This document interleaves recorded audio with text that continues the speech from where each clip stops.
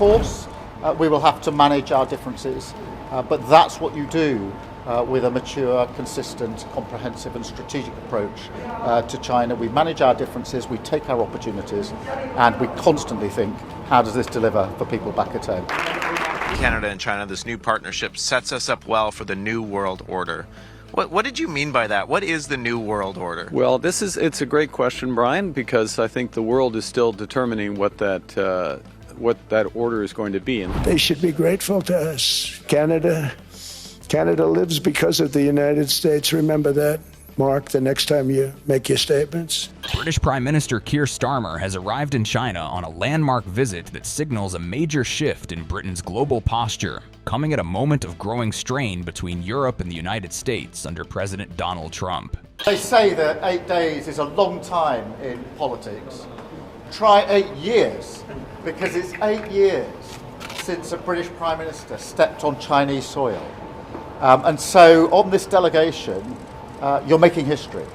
You're part of the change that we're bringing about. And that's consistent with everything that we've done in government, particularly internationally, because we are resolute about being outward-looking, about taking opportunities, building relationships, having confidence globally, and always being absolutely focused on our national interest. And it is in our national interest to engage with China. It's the second biggest economy in the world. If you take Hong Kong alongside China, it's our third biggest trading partner. There are huge opportunities to be had in lots of different sectors. And so what we're doing here is engaging and building a comprehensive, consistent, stable, strategic approach to China, which is much needed, has huge opportunities. And for me, the most important thing, as ever, is to be absolutely determined that this will deliver back into the United Kingdom. Because everything you're doing here, everything I'm doing here, is focused on how do we benefit people at home in the United Kingdom, where whatever's going on in the world, I'm afraid, their number one concern will be the cost of living. Of course, we will have to manage our differences, but that's what you do with a mature, consistent, comprehensive and strategic approach to China. We manage our differences, we take our opportunities, and we constantly think, how does this deliver for people back at home?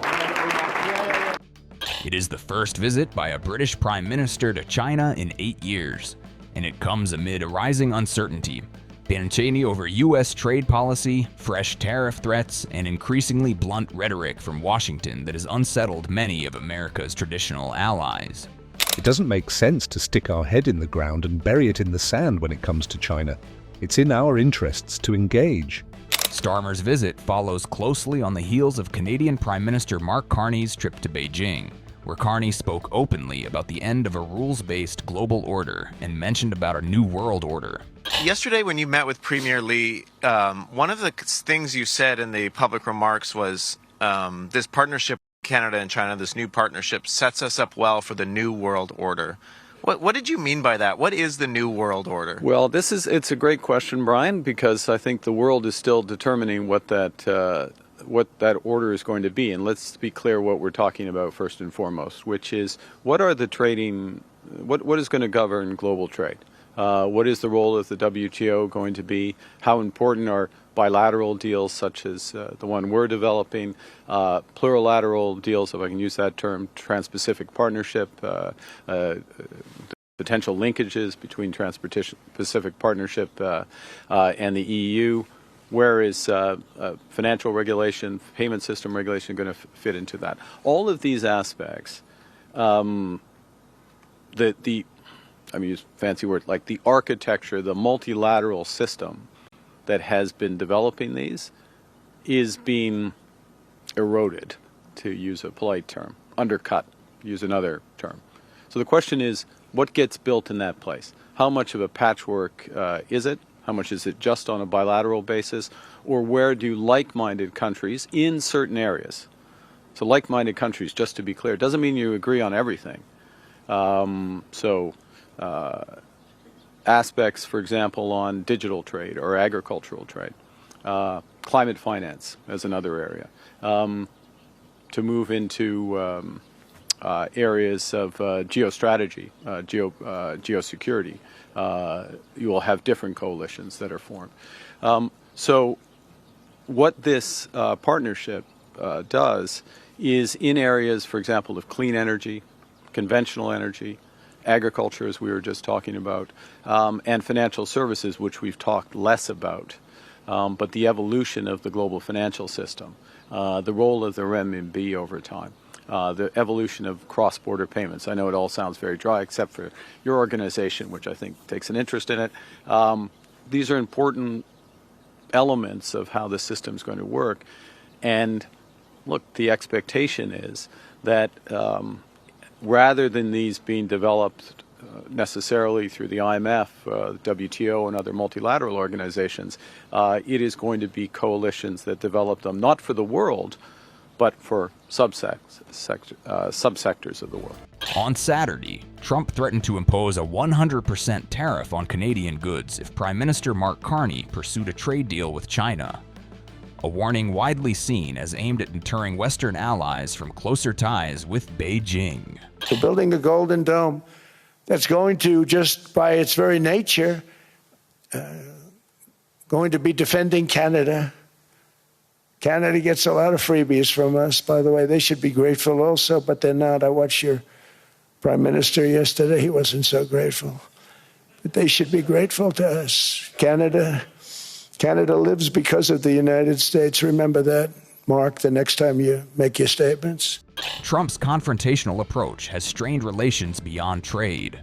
From threats to seize Greenland to sharp criticism of Britain's agreement to hand sovereignty of the Chagos Archipelago to Mauritius, and his claims that NATO allies avoided frontline combat during the war in Afghanistan. At $12 billion, and I wrote a check for $12 billion because we have so much money from the tariffs coming in. So you couldn't have done that before. We're a rich country now. I hope we win that Supreme Court case. You know, we have people that are China-oriented. They're people from literally that very China-oriented and foreign country-oriented trying to stop that, but we'll get it done one way or the other. We're going to do it. If we have to do it a different way, we'll do it. But we're taking in hundreds of billions of dollars. We're doing amazing. Nobody can even believe it. Foreign countries cannot believe what's happened. They're studying us, but it won't work. But I'm also working hard to expand your markets domestically, and in the campaign, I promise to support E15 all year round.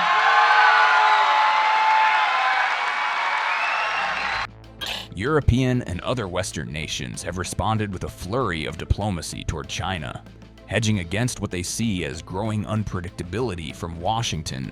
French President Emmanuel Macron has already made high-profile trips to Beijing.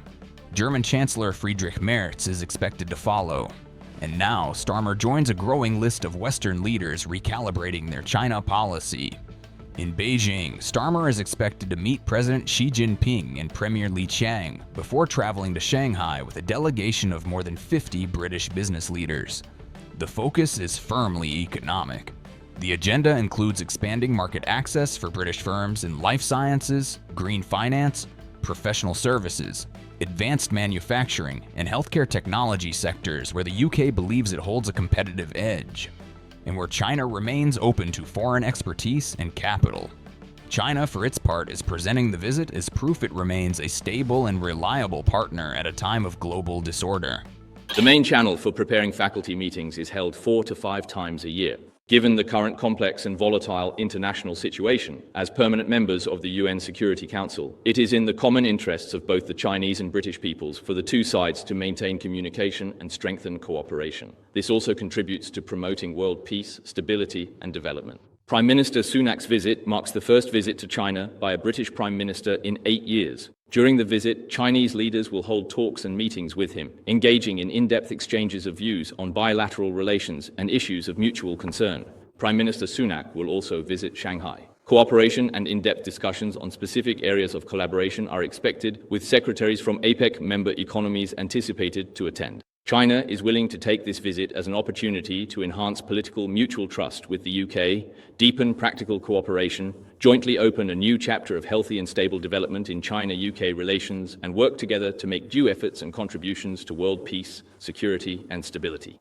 make due efforts and contributions to world peace, security, and stability. China is willing to reiterate its position regarding relevant Chinese enterprises. But the broader picture is clear. As Trump's aggressive trade tactics and confrontational diplomacy reshape alliances, leaders across Europe are being forced to reconsider long-held assumptions and to adapt to what many now see as a rapidly changing global order.